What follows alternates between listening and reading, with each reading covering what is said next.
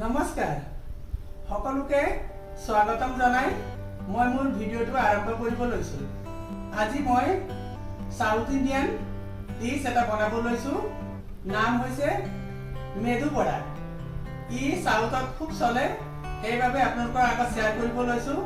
যদি আপোনালোকক ভাল লাগে লাইক শ্বেয়াৰ আৰু ছাবস্ক্ৰাইব কৰিবলৈ নাপাহৰিব। মেদু বড়া বনাবৰ কাৰণে উৰগ দাইল ইয়াক 4 ঘণ্টামান তিয়াই ৰাখিব লাগিব। এইটো দাইল হৈছে মাটিকলাই দাইল হয়, হিন্দীত এতে উৰগ বুলি কয়। এই দাইল বাকলিত গুচোৱা দাইল হয়। ইয়াক 4 ঘণ্টামান তিয়াই ৰখাৰ পিছতে ই মেদু বড়া বনোৱাৰ উপযুক্ত হয়। 4 ঘণ্টা তিয়াই ৰখা এই দাইলটো মই এতিয়া পানী টুকিম। এই দাইলখিনি মই মিক্সিত পিচি ল'লোঁ। পিছোতে কিন্তু আমি জানিব লগা কথা আছে যে ইয়াক পিছোতে কম পৰিমাণৰ পানী দিহে আমি পিচিব লাগে, নহ'লে ই পেলপেলীয়া হৈ গ'লে আমাৰ মেদু বড়া বনোৱাৰ কাৰণে উপযুক্ত নহয়। পিচি লোৱা দাইলখিনি মই এটা বাটিত এতিয়া উলিয়াই লৈছোঁ।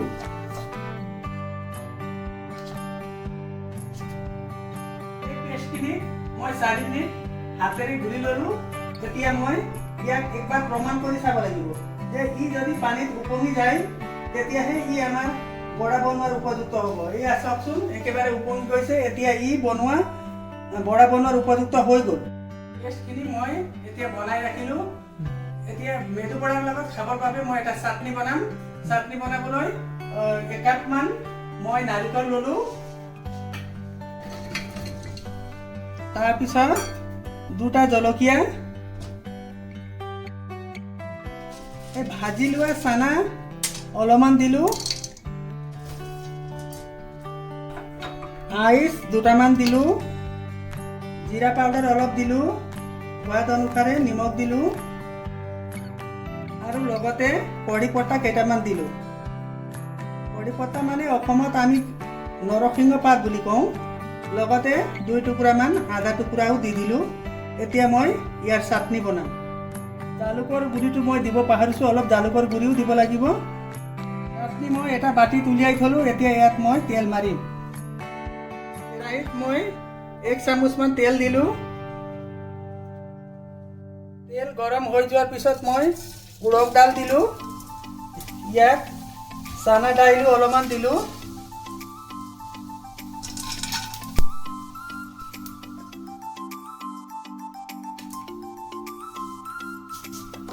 সৰিয়হ অলপমান দিলোঁ।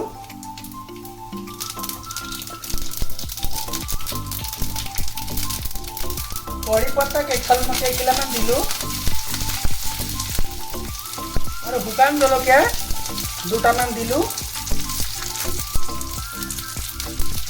এইবোৰ অলপ সময় এতিয়া ভাজিব লাগিব। তাৰপিছত মই এই চাটনিটোৰ ওপৰত মই দিম।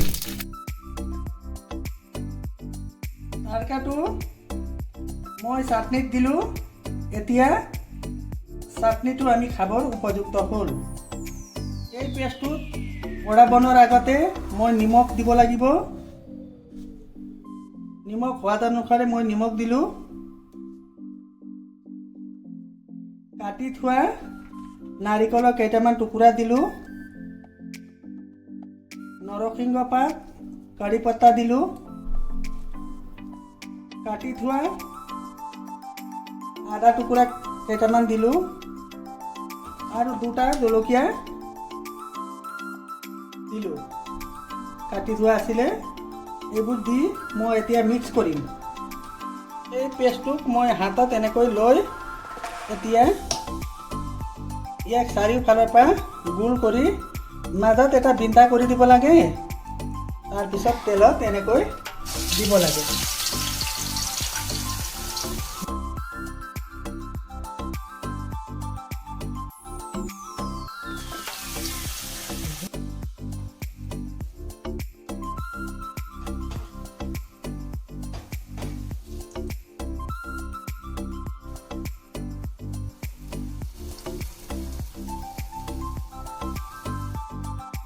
এই বড়াখিনিক হালকা ফ্ৰাই কৰি এটা বাচনত উলিয়াই থ'ব লাগে। তাৰপিছত লাষ্টত ইয়াক আকৌ ফ্ৰাই কৰিব লাগিব।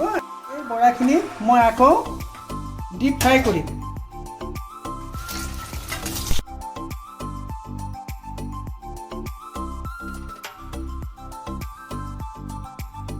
ডিছখিনি তৈয়াৰ হ'ল নাৰিকলৰ চাটনিৰ লগত।